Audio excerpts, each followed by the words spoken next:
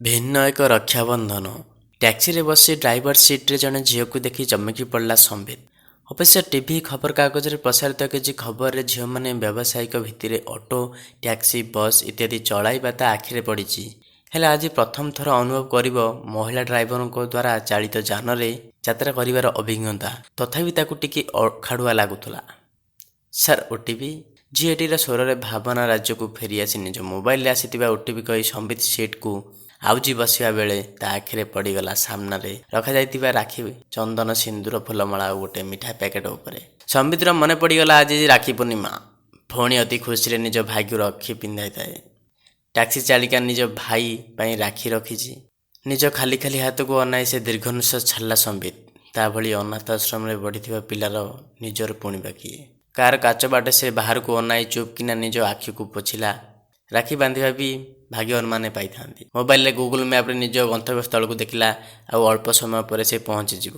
ଡ୍ରାଇଭରକୁ ପଚାରିଲା, ଝିଅ ହିସାବରେ ଡ୍ରାଇଭିଂ କାମ ବହୁତ ଚ୍ୟାଲେଞ୍ଜିଂ। ପ୍ୟାସେଞ୍ଜରମାନେ କେହି ଖରାପ ବ୍ୟବହାର କରନ୍ତି? ରାତିରେ ପ୍ୟାସେଞ୍ଜରଙ୍କୁ ନେଇ ଡ୍ରାଇଭିଂ କରିବାକୁ ଆପଣଙ୍କୁ ଡର ମାଡ଼େ ନା? ହସିଦେଇ ଝିଅଟି କହିଲା, ଝିଅ ପିଲା ବୋଲି ଡର କାହିଁକି ମାଡ଼ିବ? ଝିଅ ପିଲାମାନେ ପରା ଫ୍ଲାଇଟ୍, ପ୍ଲେନ୍ ଚଲେଇଲେଣି। ତା ଛଡ଼ା ଭଦ୍ର ଓ ଦୁଷ୍ଟ ଲୋକ ଦୁନିଆରେ ସବୁଠି ଅଛନ୍ତି। ତେଣୁ ମନରେ ସାହସ ବାନ୍ଧି କାମ କରିବାକୁ ପଡ଼େ। ଟିକେ ଲଜ୍ଜିତ ଅନୁଭବ କଲା ସମ୍ବିତ। ଛେପଡ଼କି କହିଲା, ଏଇ କାମ କରିବାକୁ କାହିଁକି ଚିନ୍ତା କଲେ? ଟ୍ୟାକ୍ସି ନିଜର ନା ଭଡ଼ାରେ ଆଣିଛନ୍ତି? ପରିସ୍ଥିତି ବାଧ୍ୟ କଲା ଏଇ କାମ କରିବା ପାଇଁ। ଟ୍ୟାକ୍ସି ଆମ ନିଜର। ତେବେ ଝିଅଟି କ'ଣ ଟ୍ୟାକ୍ସି ଚଲାଇବା ଭୁଲ? କଥା ବୁଲାଇବା ପାଇଁ ସମ୍ବିତ କହିଲା, ଭାଇକୁ ରାକ୍ଷୀ ବାନ୍ଧିବାର ପ୍ଲାନ୍ ରଖିଛନ୍ତି ବୋଧେ? ହେଲେ କାମରେ ବ୍ୟସ୍ତ ରହିଲେ ଡେରି ହେଇଯିବନି କି? ଡ୍ରାଇଭର ଝିଅଟି ହଠାତ୍ ପ୍ରଶ୍ନ କଲା। ସାର୍, ଆପଣ କେଉଁଠୁ ଓହ୍ଲେଇବେ? ଲୋକେସନ୍ ନୁହେଁ ତ? ଜେଲ୍ ଭିତରେ କାମ ଅଛି ମୋର। ଜେଲ୍ ସାମ୍ନାରେ ଗାଡ଼ି ରଖିବ। ହଠାତ୍ ଝିଅଟି ଗାଡ଼ି ବ୍ରେକ୍ ମାରିଲା। ଆପଣ ଜେଲ୍ ଭିତରକୁ ଯିବେ? ହଁ, ମୁଁ ଗୋଟେ ସ୍ୱେଚ୍ଛାସେବୀ ସଂଗଠନ ପାଇଁ କାମ କରେ।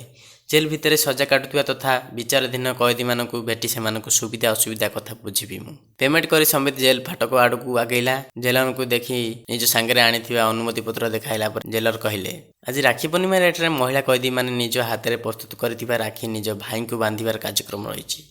ସେହି ସମୟରେ ଆପଣ ସେମାନଙ୍କୁ ଭେଟିପାରିବେ। ସମ୍ବିତ ଜେଲରଙ୍କ ରୁମ୍ ବାହାରେ ଅପେକ୍ଷା କରିଥିଲା ବେଳେ ହଠାତ୍ ସାମ୍ନାରେ ସେ ମହିଳା ଟ୍ୟାକ୍ସି ଡ୍ରାଇଭରଙ୍କୁ ଦେଖି ଅବାକ୍ ହୋଇଗଲା ଓ ପଚାରିଲା, ଆପଣ ଏଠି? ରାକ୍ଷୀ ବାନ୍ଧିବାକୁ ଆସିଛି ମୋ ଭାଇଙ୍କୁ।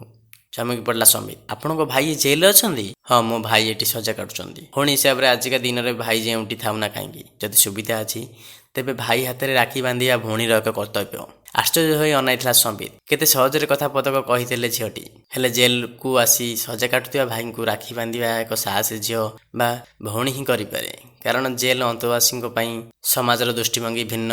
ଘୃଣା ଦୃଷ୍ଟିରେ ଦୁନିଆ ଦେଖେ ସେମାନଙ୍କୁ। ମୃଦୁ ହସି ସମ୍ବିତ କହିଲା, ବହୁତ ଭଲ କରିଛନ୍ତି ଏଠାକୁ ଆସି ଭାଇକୁ ରାକ୍ଷୀ ପିନ୍ଧାଇବେ। ତାଙ୍କ ନାଁ କୁହନ୍ତୁ, ମୁଁ ତାଙ୍କୁ ଭେଟି କଥାବାର୍ତ୍ତା କରିପାରିବି। ଆମ ସମାଜ ଜେଲରେ ଥିବା ଅଭିଯୁକ୍ତଙ୍କୁ ଭଲ ଦୃଷ୍ଟିରେ ଦେଖନ୍ତିନି। ତେବେ କଥାରେ ଅଛି, ପାପକୁ ଘୃଣା କର, ପାପୀକୁ ନୁହେଁ। ଆପଣଙ୍କ ଭାଇ କେଉଁ ଅପରାଧରେ ଏଠି ଅଛନ୍ତି? ଗମ୍ଭୀର ସ୍ୱରରେ ସେ ଝିଅ କହିଲା, ମୋ ଭାଇ କୌଣସି ପାପ କରିନାହାନ୍ତି, ବରଂ ବହୁତ ପୁଣ୍ୟ କାମ କରିଛନ୍ତି। ଆଶ୍ଚର୍ଯ୍ୟ ହୋଇ ଅନାଇଲା ସମ୍ବିତ। ଭାବିଲା, କେଉଁ ପୁଣ୍ୟ କାମ ପାଇଁ ଜଣଙ୍କୁ ଜେଲ୍ ଦଣ୍ଡ ମିଳେ? ଝିଅଟି ଗଳା ସଫା କରି କହିଲା, ମୋତେ ବଳାତ୍କାର କରିଥିବା ରାକ୍ଷସର ମୁଣ୍ଡକୁ ହାଣି ଗଣ୍ଡିକୁ ଅଲଗା କରିଦେଇଥିଲା ମୋ ଭାଇ। ଭାଇ ଭଉଣୀର ସୁରକ୍ଷା କବଚ। ତା ଭଲମନ୍ଦ, ସୁବିଧା ଅସୁବିଧାରେ ଆଗେ ଠିଆ ହୁଏ। ମୋତେ ନ୍ୟାୟ ଦେଇଛି ଭାଇ। ଅବଶ୍ୟ ଆଇନ ହାତକୁ ନେବା ଭୁଲ, କିନ୍ତୁ ଏକ ପୀଡ଼ିତା ହିସାବରେ, ଭଉଣୀ ହିସାବରେ ମୋ ଭାଇ ପାଇଁ ମୁଁ ଗର୍ବିତ। ଏ ଟ୍ୟାକ୍ସି ମୋ ଭାଇର। ଗାଡ଼ି ଚଳାଇବା ଶିଖି ତା ଏ ଜାଗାରେ ମୁଁ ଘର ଚଳାଉଛି। ଓଭରକୋର୍ଟରେ ଆବେଦନ କରିଛୁ। ଆଶା ମୋ ଭାଇ ଶୀଘ୍ର ମୁକୁଳିବ। ମୋ ଭାଇ ଜେଲରୁ ମୁକୁଳିବା ଯାଏଁ ରାକ୍ଷୀ ବାନ୍ଧିବାକୁ ଆସୁଥିବି ମୁଁ ଜେଲକୁ। ରାକ୍ଷୀ ମୁନରେ କ'ଣ କେଉଁ ଭଉଣୀ ତା ଭାଇକୁ ଭୁଲିପାରେ? ଗୋଟେ ସିଧା ସାଧା, ଶାନ୍ତ, ସରଳ ଦିଶୁଥିବା ଝିଅ ମୁହଁରୁ ଏକଥା ଶୁଣି ଚମତ୍କୃତ ହେଲା ସମ୍ବିତ। ମୃଦୁ ହସି ଦେଇ କହିଲା, ସମ୍ବିତ, ଆପଣଙ୍କ ଭଳି ଭଉଣୀ ପାଇଁ ଯେକୌଣସି ଭାଇ ଗର୍ବ କରିବ। ରାକ୍ଷୀ ପୂର୍ଣ୍ଣିମାର ଅନେକ ଅନେକ ଶୁଭେଚ୍ଛା ଓ ଅଭିନନ୍ଦନ ଜଣାଉଛି ଆପଣଙ୍କୁ। କାହାଣୀଟି ଆପଣଙ୍କୁ କେମିତି ଲାଗିଲା ଦୟାକରି କମେଣ୍ଟ ମାଧ୍ୟମରେ କହିବେ। ଯଦି ଭଲ ଲାଗେ ନିଶ୍ଚିତ ଗୋଟେ ସବସ୍କ୍ରାଇବ୍ କରିଦେବେ ଆଜ୍ଞା। ରହୁଛୁ, ନମସ୍କାର, ଜୟ ଜଗନ୍ନାଥ।